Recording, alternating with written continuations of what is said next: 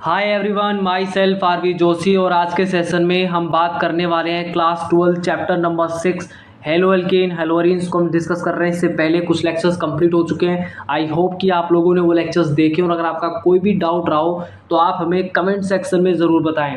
बात करेंगे आज के सेशन की और आज के सेशन में हम डिस्कशन करने वाले हैं एनसीईआरटी क्वेश्चंस के बारे में। सो वीडियो के एंड तक आप ज़रूर बने रहें क्योंकि ये वीडियो और ये सेशन बड़ा इंटरेस्टिंग होने वाला है। तो चलिए बात कर लेते हैं। क्वेश्चन यहाँ पर दिया गया है कि निम्नलिखित यौगिकों के युगलों में कायरल व अकायरल यौगिकों को पहचानिए। कायरल किन कंपाउंड्स को कहा जाएगा, अकायरल किन कंपाउंड्स को कहा जाएगा, ये हमने लास्ट सेशन में लास्ट वीडियो में हमने डिस्कशन किया है।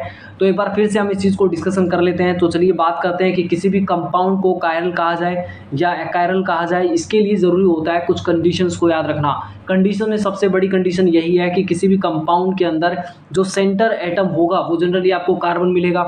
तो कार्बन की जो 4 वैलेंसी होती हैं, अगर वो चारों की चारों वैलेंसी डिफरेंट एटम, ध्यान से सुनना, डिफरेंट एटम या ग्रुप ऑफ एटम से कनेक्ट हो, कंडीशन ये है कि जो सेंटर एटम आपको मिलेगा वो जनरली आपको कार्बन मिलेगा।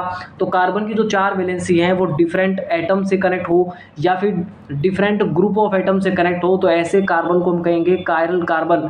और ऐसे कंपाउंड को फिर कहा जाएगा वहाँ पर कायरल कंपाउंड कहा जाएगा। ये बात आप ध्यान रखिए। लेकिन अगर ऐसा हुआ कि कार्बन की जो 4 वैलेंसी हैं उनमें से 2 वैलेंसी, मिनिमम 2 वैलेंसी अगर ऐसी हो जो सेम ग्रुप ऑफ एटम या एटम से कनेक्ट हो, तो ऐसे में आप क्या कहेंगे, वो अकायरल कंपाउंड होगा। ये बात आप ध्यान रखिए क्योंकि यहाँ पर कार्बन कैसा हो जाएगा, अकायरल कार्बन होगा।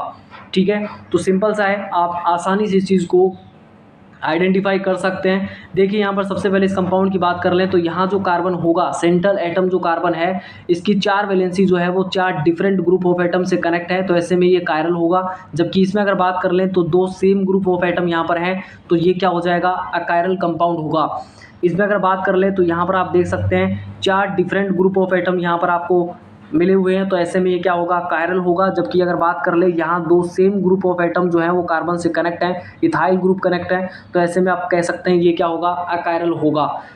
थर्ड क्वेश्चन यहाँ पर दिया गया है, कंपाउंड की बात कर ले तो यहाँ पर इस कार्बन को आप ध्यान से देखिए। इसकी 4 वैलेंसी जो है वो 4 डिफरेंट ग्रुप ऑफ एटम से कनेक्ट है, methyl group, ethyl group, bromine और साथ ही हाइड्रोजन से कनेक्ट है, तो ऐसे में 4 डिफरेंट ग्रुप ऑफ एटम से कनेक्ट होने की वजह से ये कायरल होगा। जबकि ये क्या होगा, आप ध्यान से देखिए, यहाँ पर ब्रोमीन है, 2 सेम ग्रुप ऑफ एटम यानी हाइड्रोजन प्रेजेंट है यहाँ पर कार्बन के अराउंड, आप देख सकते हैं।